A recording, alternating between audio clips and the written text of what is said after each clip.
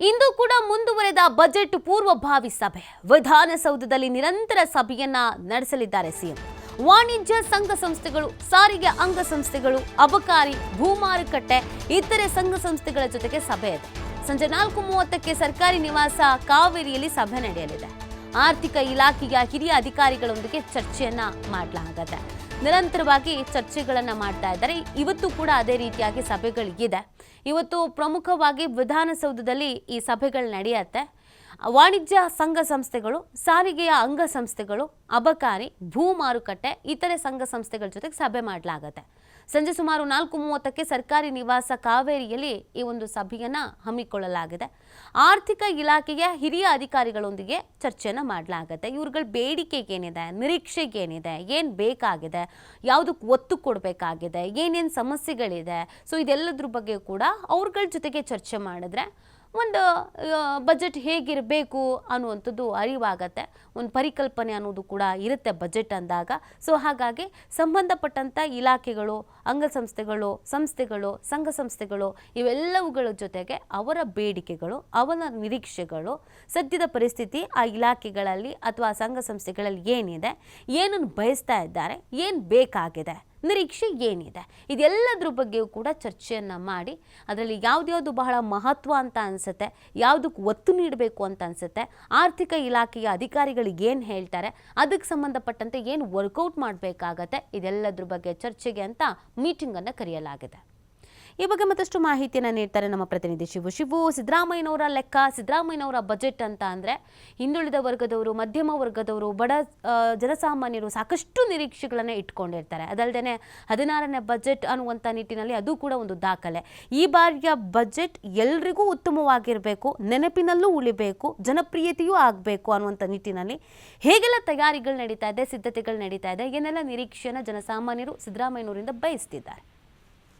ನೀತಿ March 7ರಂದು budget ಅನ್ನ ಮುಖ್ಯಮಂತ್ರಿಗಳು ಮಂಡಿಸ್ತಾ ಇದ್ದಾರೆ. ಬಜೆಟ್ ಅಧಿವೇಶನ 3ರಿಂದ ಪ್ರಾರಂಭ ಆಗ್ತಾ ಇದೆ. ಈಗಾಗಲೇ ಕಳೆದ 20 ದಿನಗಳಿಂದಲೂ ಕೂಡ ಇಲಾಖಾವಾರು ನಿರಂತರವಾಗಿ ಮುಖ್ಯಮಂತ್ರಿಗಳು ಸಭೆಯನ್ನ ಮಾಡ್ತಾ ಇದ್ದಾರೆ. ಮೊಣಕಾಲಿನ ಕಾಲು ನೋವಿನ ನಡುವೆಯೂ ಕೂಡ ಅವರು ಆ ಕಡೆ ಹೆಚ್ಚಿನ ಒಂದು ಒತ್ತನ್ನ ಕೊಡ್ತಾ ಇದ್ದಾರೆ.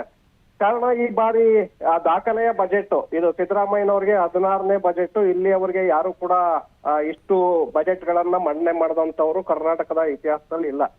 ಹಾಗಾಗಿ ಸಿದ್ದರಾಮಯ್ಯನವ್ರಿಗೆ ಇದೊಂದು ದಾಖಲೆಯ ಬಜೆಟ್.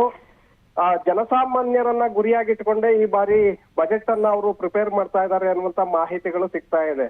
ಯಾಕಂದ್ರೆ ಇಲಾಖಾವಾರು ಖರ್ಚು ವೆಚ್ಚಗಳು ಮತ್ತೆ ಆದಾಯ ಎಲ್ಲವನ್ನೂ ಕೂಡ ಲೆಕ್ಕ ಹಾಕಿ ಈ ಬಾರಿ ಸಾಕಷ್ಟು ಸಭೆಗಳಲ್ಲಿ ಮಾಹಿತಿಗಳನ್ನ ಕ್ರೋಢೀಕರಣ ಮಾಡ್ತಾ ಇದ್ದಾರೆ. ಅಧಿಕಾರಿಗಳಿಂದ ಯಾವ ರೀತಿಯಾಗಿ ಹೆಚ್ಚಿನ ಆದಾಯವನ್ನ ನಾವು ಸಂಗ್ರಹ ಮಾಡಬಹುದು, ಮತ್ತೆ ಜನಸಾಮಾನ್ಯರಿಗೆ ಹೊರೆಯಾಗದಂತೆ ಯಾವ ರೀತಿಯಾಗಿ ಟ್ಯಾಕ್ಸ್ ಅನ್ನ ಹಾಕಬಹುದು, ಜೊತೆಗೆ ಯಾವ ಇಲಾಖೆಗಳಿಗೆ ನಾವು ಹೆಚ್ಚಿನ ಯೋಜನೆಗಳನ್ನ ತರೋದಕ್ಕೆ ಹಣಕಾಸನ್ನ ವ್ಯಯ ಮಾಡ್ಬೇಕಾಗತ್ತೆ ಅನ್ನುವಂತ ನಿಟ್ಟಿನಲ್ಲಿ ಮಾಹಿತಿಗಳನ್ನ ಸಂಗ್ರಹ ಮಾಡ್ತಾ ಇದ್ದಾರೆ. ಇವತ್ತು ಕೂಡ ಅವರು ಸಭೆಗಳನ್ನ ಮುಂದುವರಿಸಿದ್ದಾರೆ. ಯಾಕಂದ್ರೆ ಈ ಬಾರಿ ಅವರು ಬಡವರು ಮತ್ತೆ ಜನಸಾಮಾನ್ಯರನ್ನ ಗುರಿಯಾಗಿಟ್ಕೊಂಡೆ ಈ ಬಜೆಟ್ ಅನ್ನ ಪ್ರಿಪೇರ್ ಮಾಡ್ತಾ ಇದ್ದಾರೆ ಅನ್ನುವಂಥದ್ದಿದೆ. ಪ್ರತಿ ಬಾರಿ ಅವರು ಬಡವರು ಹಿಂದವ ಸಮುದಾಯಗಳನ್ನೇ ಗುರಿಯಾಗಿಟ್ಕೊಂಡು ಬಜೆಟ್ ಅನ್ನ ಮಂಡನೆ ಮಾಡ್ತಾ ಇದ್ರು.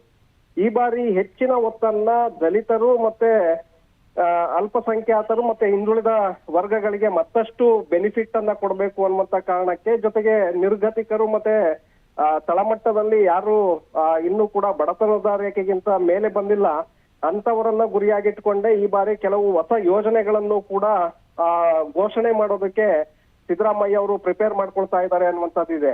ಯಾಕಂದ್ರೆ 5 ಗ್ಯಾರಂಟಿಗಳನ್ನ ಈಗಾಗಲೇ ಕೊಡ್ಲಾಗಿದೆ. ಆರ್ಥಿಕ ವ್ಯವಸ್ಥೆಯನ್ನ ಸದೃಢಪಡಿಸ್ಬೇಕು, ಬಲಗೊಂಡಿದ್ದೇ ಆದ್ರೆ ರಾಜ್ಯ ಸರ್ಕಾರ ಕೂಡ ಮತ್ತಷ್ಟು ಅಭಿವೃದ್ಧಿಯನ್ನ ಸಾಧಿಸುತ್ತೆ ಅನ್ನುವಂತ ಕಾರಣಕ್ಕೆ 5 ಗ್ಯಾರಂಟಿಗಳನ್ನ ತರಲಾಗಿತ್ತು.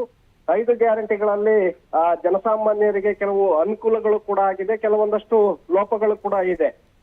ಇದರ ನಡುವೆ ಆ ಬಜೆಟ್ ಗ್ಯಾರಂಟಿಗಳಿಗೆ ಸುಮಾರು 56,000 ಕೋಟಿ ಹಣವನ್ನ ಮೀಸಲಿಡಬೇಕಾಗತ್ತೆ. ಅದನ್ನ ಹೊರತುಪಡಿಸಿ ವಿಶೇಷವಾಗಿ ಅಭಿವೃದ್ಧಿ ಯೋಜನೆಗಳಿಗೆ ಹಣಕಾಸನ್ನ ಈ ಬಾರಿ ಇಡಬೇಕಾಗತ್ತೆ.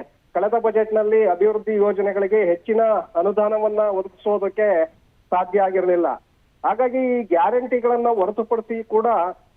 ಹೆಚ್ಚಿನ ಹೊಸ ಯೋಜನೆಗಳನ್ನ ಈ ಬಾರಿ ಬಡವರಿಗೆ ಕೊಡೋದಕ್ಕೆ ಸಿದ್ದರಾಮಯ್ಯ ಬಹಳಷ್ಟು ವರ್ಕೌಟ್ ಅನ್ನ ಮಾಡ್ತಾ ಇದ್ದಾರೆ ಅನ್ನುವಂತ ಮಾಹಿತಿಗಳಿದೆ. ಹಾಗಾಗಿ ಈ ಬಾರಿಯ ಬಜೆಟ್ ದಾಖಲೆಯ ಬಜೆಟ್ ಆಗತ್ತೆ ಸಿದ್ದರಾಮಯ್ಯನವರಿಗೆ ಅನ್ನುವಂತ ಮಾಹಿತಿಗಳು ಸಿಗ್ತಾ ಇದೆ ನೀತಿ.